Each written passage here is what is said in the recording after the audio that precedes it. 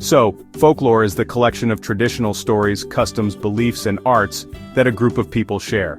It's really the culture that's passed down from one person to another, often by word of mouth or just by example. Folklore includes the fairy tales that parents tell their kids at bedtime and the songs that people sing together at celebrations.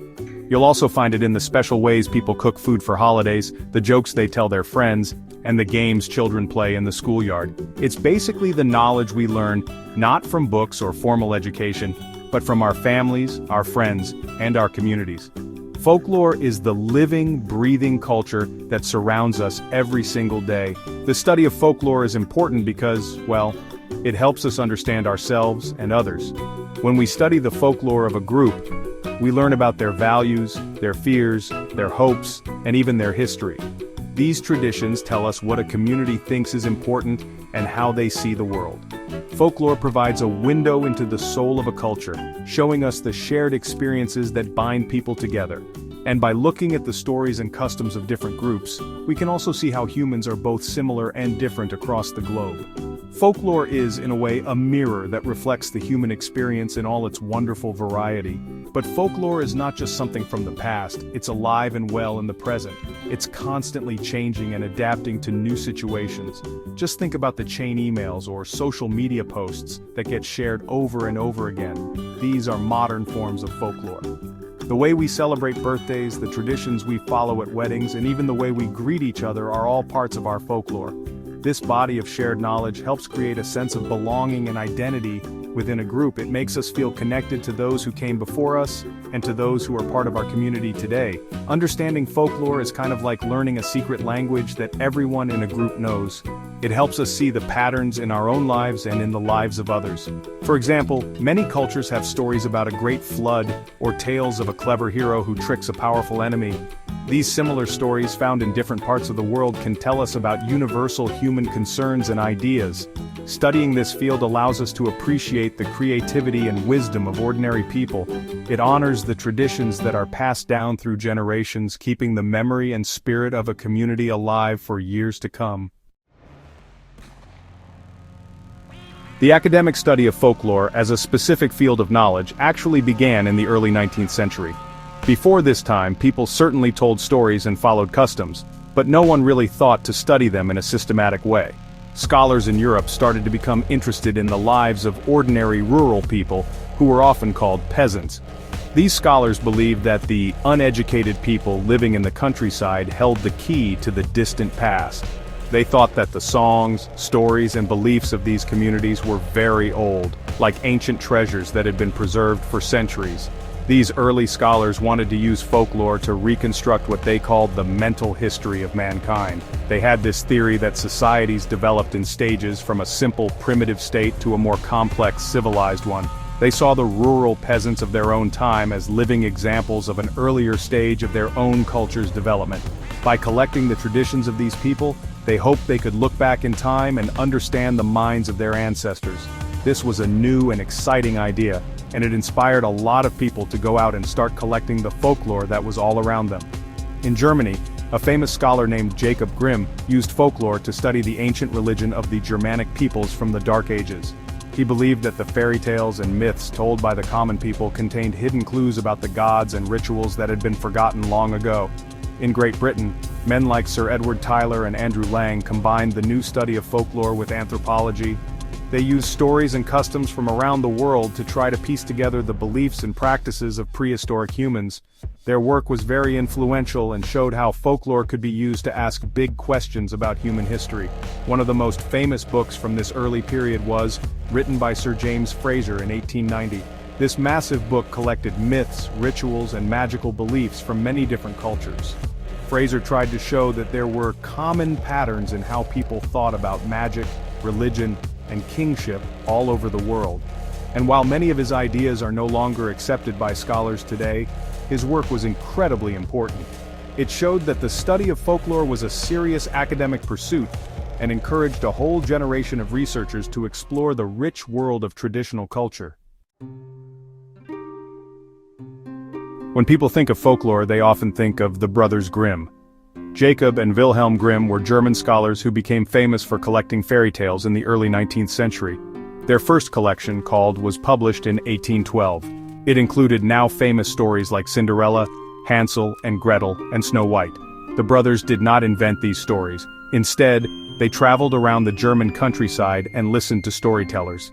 They carefully wrote down the tales they heard, trying to capture them exactly as they were told by the people. The Grimm brothers were not just collecting stories for children's entertainment. They were serious scholars with a bigger goal. Like other folklorists of their time, they believed these tales were important historical documents. They thought the stories preserved ancient German myths and beliefs that had been passed down orally for hundreds or even thousands of years. They were driven by a desire to save this precious oral literature before it disappeared. In their time, industrialization was changing society, and they feared that the old ways of life and the old stories would soon be forgotten forever. The work of the Grimm brothers had a huge impact all across Europe. Their book of fairy tales was incredibly popular and was translated into many languages. It inspired other scholars in many different countries to start their own collections of folklore. People in France, Norway, Russia, and beyond began to gather the oral literature of their own people. They collected not only tales but also ballads, epic poems, plays, riddles, and proverbs. This was really the beginning of a great movement to document and preserve the traditional culture of Europe. It's important to remember that the Grimm brothers did change the stories they collected. While they tried to be faithful to the versions they heard, they also edited them. They combined different versions of a story to create what they thought was the best one. They also changed some parts to make the tales more suitable for a reading audience, which included children. For example, some of the original stories they heard were much more violent or adult in nature than the versions we know today.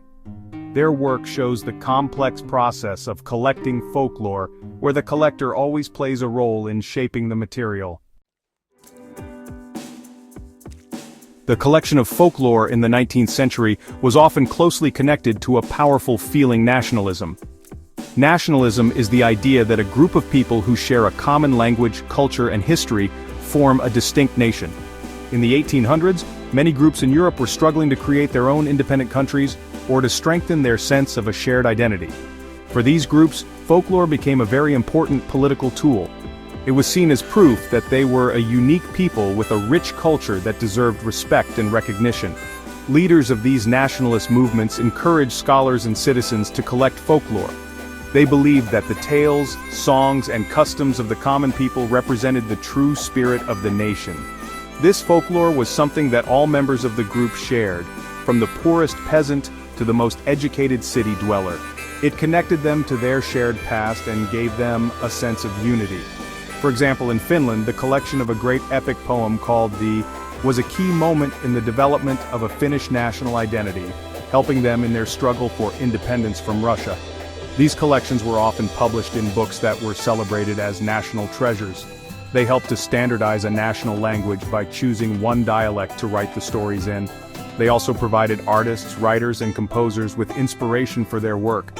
Many famous operas, symphonies, and paintings from this period were based on themes from national folklore. This helped to spread the ideas of the nationalist movement and made people feel proud of their cultural heritage. The stories and songs that had once belonged only to small local communities were now becoming symbols of the entire nation. This connection between folklore and nationalism also had a downside. Sometimes the focus on a single national identity led to the exclusion of minority groups living within the same borders. The folklore of these smaller groups was often ignored or seen as less important.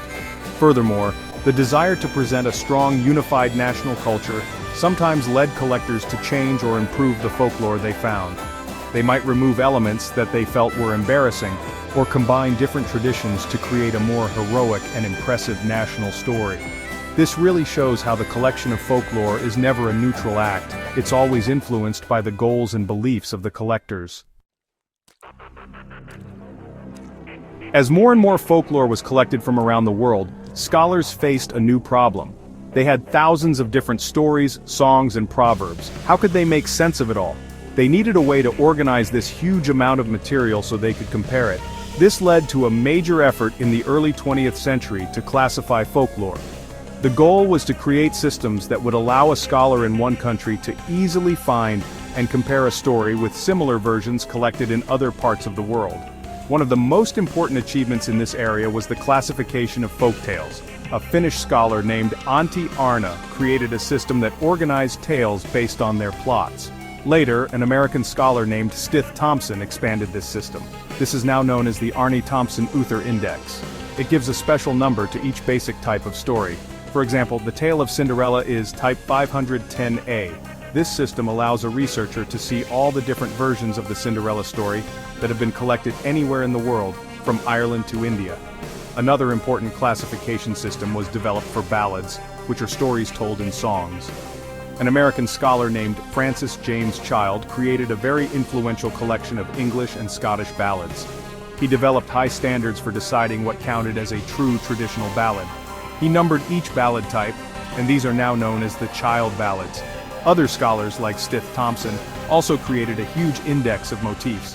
A motif is a smaller element within a story, like a magical object, a flying carpet for instance, an unusual character such as a wicked stepmother, or a specific event, like a hero completing 3 difficult tasks.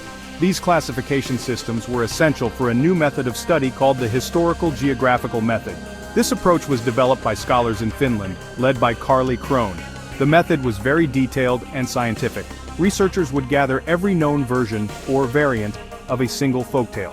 They would carefully note where and when each variant was collected. By mapping out the distribution of the tale, they hoped to see how it had traveled from one place to another.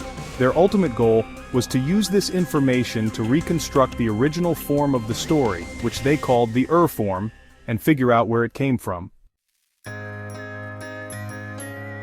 After World War II, the study of folklore, well, it began to change in some really important ways. New ideas started to emerge, especially in the United States, that, challenged the older approaches. Scholars began to question the focus on the past and the search for origins. The historical geographical method, with its detailed statistical analysis, was actually seen by some as just too mechanical. They argued that it missed the most important thing about folklore, its meaning to the people who actually used it. So the focus began to shift from the past to the present. Instead of only searching for the oldest or purest version of a story, folklorists became more interested in how traditions were changing and adapting in the modern world. In the past, any change to a story was often seen as a mistake or a corruption of the original. But this new way of thinking saw change as a natural and creative part of the folklore process. A storyteller might change a tale to make it more relevant to their audience or to fit a specific situation. These changes were no longer viewed as errors, but as evidence of folklore being a living, dynamic part of culture. This new approach also involved a shift in focus from the text to the context. The text is the story, song, or joke itself. The context is everything surrounding it. This includes the performer. Who are they? What is their life like? Why are they telling this story? It also includes the audience. Who is listening? How are they reacting? And it includes the specific situation or event. Is the story being told around a campfire at a family dinner or during a religious ceremony? Scholars realize that a story's meaning could change completely depending on its context.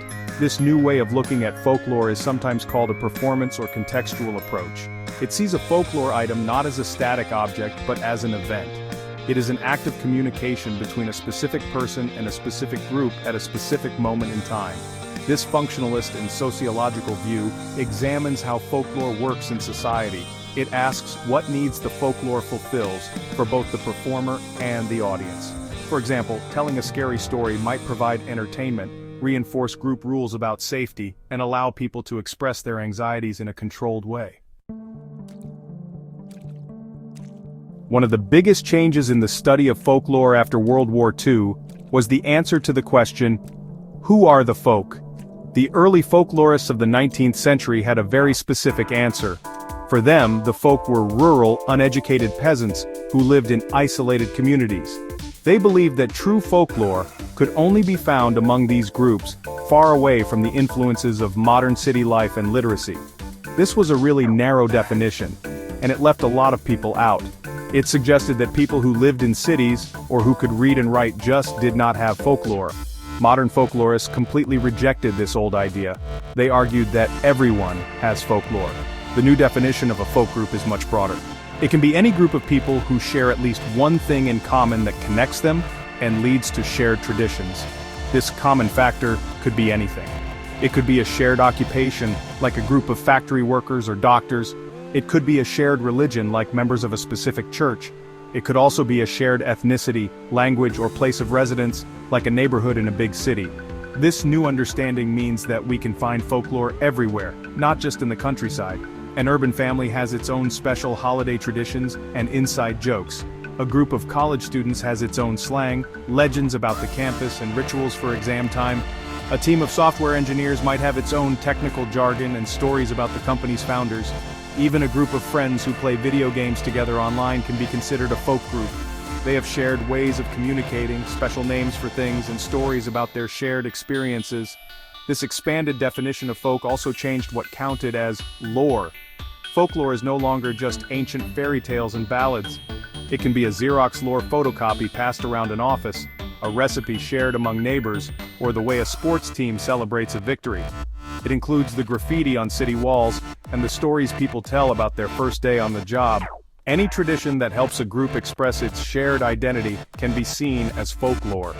This new perspective really opened up the entire modern world as a rich field for folklorists to study. As folklorists began to study modern urban life, they discovered new and honestly pretty exciting forms of folklore. One of the most interesting is the urban legend. An urban legend is a strange, surprising, or scary story that is told as if it were a true event that happened to a real person. These stories spread quickly from person to person, and many people believe them, even though they are usually not true. The term urban legend appeared in folklore studies in the middle of the 20th century, and the scholar Jan Harold Brunvan made them famous with his popular books. You have probably heard many urban legends. There is the story of the person who wakes up in a bathtub full of ice, missing a kidney. There is the legend of alligators living in the sewers of New York City. Another famous one is the story of the babysitter who receives threatening phone calls, only to discover that the calls are coming from inside the house. These stories are so effective because they seem plausible. They often feature details from modern life like cars, telephones, and microwave ovens, which makes them feel real and immediate. Urban legends are a perfect example of modern folklore. They are rarely written down in official books. Instead, they are transmitted orally, from friend to friend, or through modern technology like email and social media. They express the anxieties and concerns of modern society. Many legends are cautionary tales that warn us about the dangers of the modern world, such as trusting strangers, new technologies, or contaminated food. They reflect our fears about crime, big corporations, and the random, unpredictable nature of urban life. They are the scary stories we tell today, instead of tales about wolves in the forest.